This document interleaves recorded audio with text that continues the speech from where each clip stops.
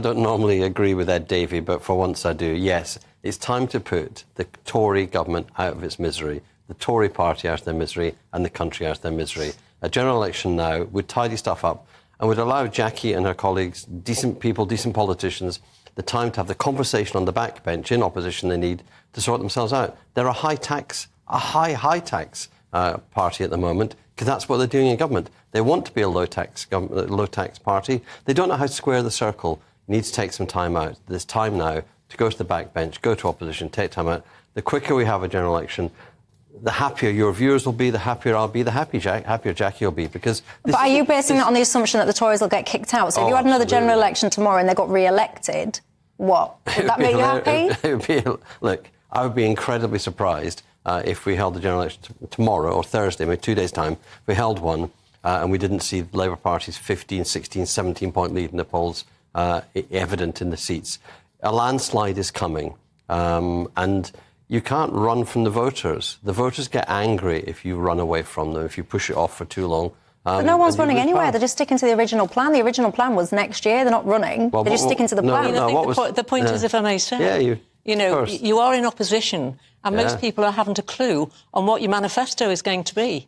I mean, we hear about what you're going to do with a non-dom tax, what they're going to do with a windfall tax, more windfall taxes on energy, as though that is the... that's going to be able to solve all of these issues, which it's not. And frankly, what they have come out with, the front bench of the Labour Party, in terms of policy, nobody knows exactly what you're going to do. I'll tell you what's funny, though. It's funny. You mentioned the windfall tax. Labour announced it as a policy. Jeremy Hunt steals it and Rishi Sunak steals it. Labour announced a policy. Wes Streeting announced a policy of pharmacists, of patients going direct to pharmacists, patients going direct to physiotherapists. So let me be clear. And the Tories have grabbed it. So basically, at the moment, the Tory Party are both saying Labour's got no policies and also going, that's a nice policy. So are you suggesting that the reason that there's not a lot of detail... There's an actual Labour-Tory coalition. Are you saying that there's not a lot of detail on what Labour would perhaps do because Labour are really worried that the Tories are going to nick it? Absolutely. They'll steal our homework. Keir Starmer was asked today, I think it was about 7 times or so, there or thereabouts, whether or not he would do some kind of deal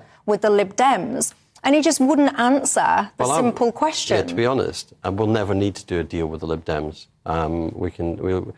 If there was a minority government, which I think is unlikely, I think there'll be a majority, but if there's a minority Labour government, the Liberals have got no bargaining power. The Liberal Democrats are never going to vote with the Tory Party. And if they won't vote with the Tory Party, they can't threaten the Labour Party, a minority Labour Party government.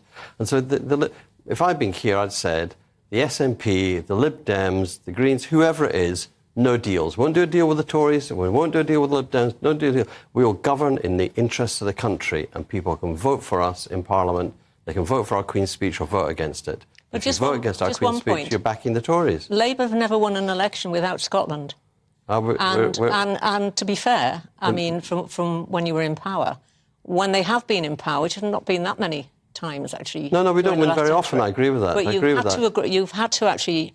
we need Wales, make sure that you were getting the MPs in Scotland. Of course, there's a very different picture now. No, that's true. So that's going to be interesting. So you're going to be far more reliant now, clearly, on England and on Wales. So that's going to be fascinating. It is true. It's also true that in the time that you've been an active politician and that you contested in Newham, didn't you? I did, 92. London has turned much more Labour.